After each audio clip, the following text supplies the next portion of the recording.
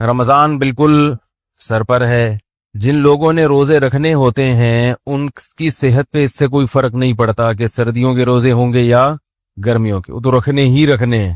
کچھ لوگ ہوتے ہیں جو کنفیوز ہوتے ہیں کہ یار رکھیں یا نہیں رکھیں، وہ بہت پریشان رہتے ہیں. دو قسم کے لوگ ہیں جو بالکل پریشان نہیں ہوتے، ایک وہ جنہوں نے رکھنے ہی رکھنے ہیں، اور ایک وہ جنہوں نے رکھنے ہیں ہی نہیں، چاہے سردیوں کے ہوں یا گرمیوں کے. یہ دونوں بالکل پریشان نہیں ہوتے. جو درمیان والا طبقہ ہے نا، جو سوچتا ہے کہ رکھوں کہ نہیں رکھوں، رکھنے کہ نہیں رکھنے، وہ کیا رہتا ہے؟ پریشان. حضرت حکیم اختر صاحب رحمہ اللہ تعالی ایک بات فرمایا کرتے تھے کہ پریشانی کو اگر دور کرنا چاہتے ہو تو شان کو پرے کر دو. پریشانی کا مطلب پریشان، شان کو کیا کر دو؟ شان کا مطلب ہماری بھی کوئی شان ہے، ہماری بھی کوئی سوچ ہے.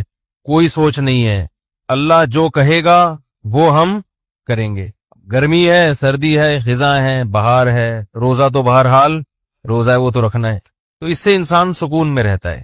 ہمیشہ وہ شخص پریشانی والی زندگی گزارتا ہے جو کسی بھی معاملے میں کنفیوز ہوتا ہے.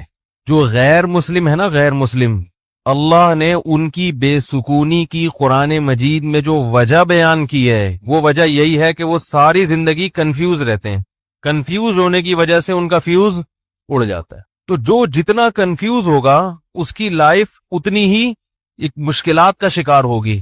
قرآن میں اللہ نے مثال دی ہے غیر مسلم کی، کیونکہ ان کی حالت کیا ہوتی ہے؟ پہلا تو یہ کہ ان کو یہ پتا نہیں ہے کہ آخرت ہے یا نہیں ہے. سمجھ رہے؟ یہی نہیں پتا ان کو. یہ دنیا ہی سب کچھ ہے، تو اس دنیا میں اچھا کیا ہے اور برا کیا ہے، یہی ڈیفائن کرتے کرتے اسی کو سمجھتے سمجھتے پوری زندگی لگ جاتی ہے. کہ جس کے پاس اسلام نہیں ہے اسے یہی نہیں پتا کہ یہی زندگی اصل ہے یا اس کے بعد بھی کوئی زندگی ہے. یہی اصل ہے تو اس میں اچھا کیا ہے اور برا کیا ہے، وہ ہمیشہ کنفیوز رہتا ہے. کبھی وہ سوچتا ہے کہ اچھا وہ ہے جس کو میرے والدین اچھا کہیں، لیکن اس کی فطرت اس کو قبول نہیں کرتی. بات بات پہ اس کے اپنے پیرنٹ سے بھی جھگڑے ہوتے ہیں.